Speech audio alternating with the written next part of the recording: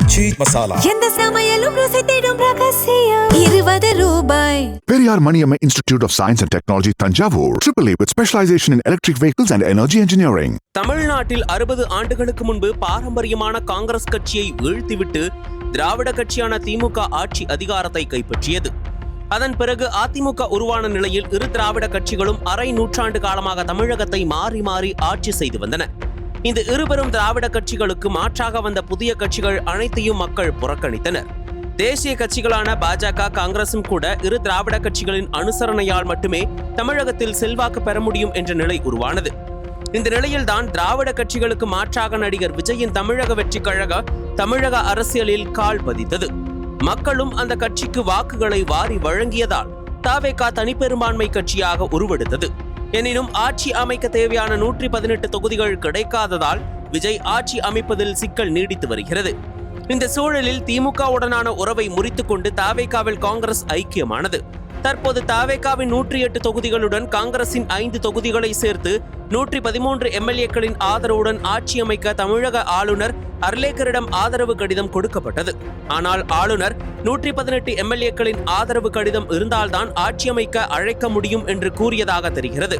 இருப்பினும் தற்போதுள்ள எம்எல்ஏக்களின் ஆதரவு அடிப்படையில் பதவியேற்புக்கு அழையுங்கள், பெரும்பான்மையை சட்டசபையில் நிரூபிக்கிறேன் என்று விஜய் தரப்பில் இருந்து மீண்டும் ஆளுநரிடம் கோரிக்கை வைக்கப்பட்டது. ஆனால் ஆளுநர் மாளிகை விஜய் ஆட்சி அமைக்க தொடர்ந்து மறுப்பு தெரிவித்து வருகிறது. தவேகா ஆட்சி அமைக்க இன்னும் 11 சட்டமன்ற உறுப்பினர்களின் ஆதரவு தேவை. காங்கிரசின் 5 உறுப்பினர்களின் ஆதரவு கிடைத்துவிட்ட நிலையில் தவேகாவுக்கு இன்னும் 6 உறுப்பினர்களின் ஆதரவு தேவைப்படுகிறது. இதனைத் தொடர்ந்து ஆதரவு தேடும் பேச்சுவார்த்தை விசிக மற்றும் இடதுசாரி கட்சிகளுடன் ஒரு பக்கம் நடந்து வருகிறது.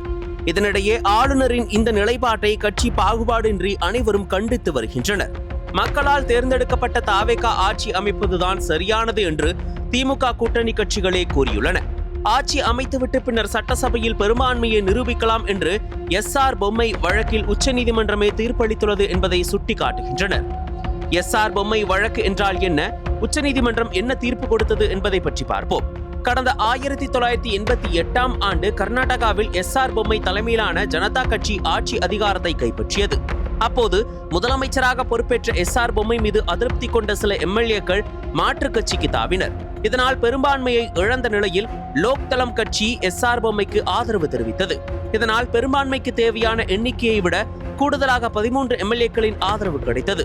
ஆனால் லோக்தளம் கட்சியை சேர்ந்த KR முளகேரி தனக்கு 19 எம்எல்ஏக்களின் ஆதரவு இருப்பதாக கூறி தனக்கு முதலமைச்சர் பதவி பிரமாணம் செய்து வைக்குமாறு ஆளுநரை அணுகினார். இதனால் எஸ்ஆர் பொம்மை அரசு பெரும்பான்மையை இழந்து விட்டதாக ஆளுநர் அப்போதைய குடியரசுத் தலைவர் வெங்கட்ராமனுக்கு கடிதம் எழுதினார். பொம்மை தரப்போ சட்டசபையில் பெரும்பான்மையை நிரூபிக்கிறேன் என்று கூறியும் ஆளுநர் அதை ஏற்க மறுத்தார். அதன் பிறகு 1989ஆம் ஆண்டு ஏப்ரல் 21 அன்று அப்போதைய பிரதமர் ராஜீவ்காந்தியின் பரிந்துரையின் பேரில் கர்நாடக சட்டமன்றம் கலைக்கப்பட்டு குடியரசு ஆட்சி அமல்படுத்தப்பட்டது. இதை எதிர்த்து எஸ்ஆர் பொம்மை கர்நாடக உயர்நீதிமன்றத்தில் வழக்கு தொடர்ந்தார். அந்த வழக்கு தள்ளுபடி செய்யப்பட்டதை தொடர்ந்து உச்சநீதிமன்றத்தில் மேல்முறையீடு செய்தார். இந்த வழக்கை அப்போதைய உச்சநீதிமன்ற நீதிபதி குல்தீப் சிங் தலைமையிலான 9 நீதிபதிகள் கொண்ட அரசியல் சாசன அமர்வு விசாரித்தது.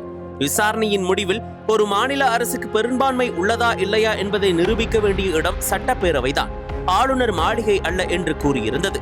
மேலும் எஸ்ஆர் பொம்மை அரசை கலைத்தது தவறு என்றும் சட்டசபையில் பெரும்பான்மையை நிரூபிக்க ஆளுநர் அனுமதி வழங்கி இருக்க வேண்டும் என்றும் பரபரப்பான தீர்ப்பை வழங்கியது.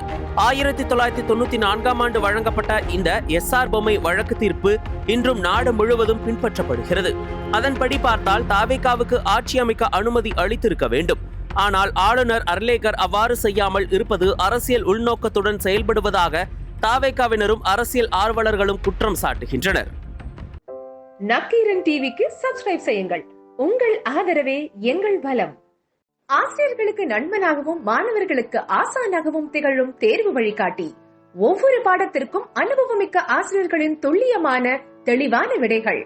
CNC இருக்கு, தேர்வு பயம் எதற்கு? இது தீரன் பப்ளிஷிங் ஹவுஸ் விற்பனை வெளியீடு.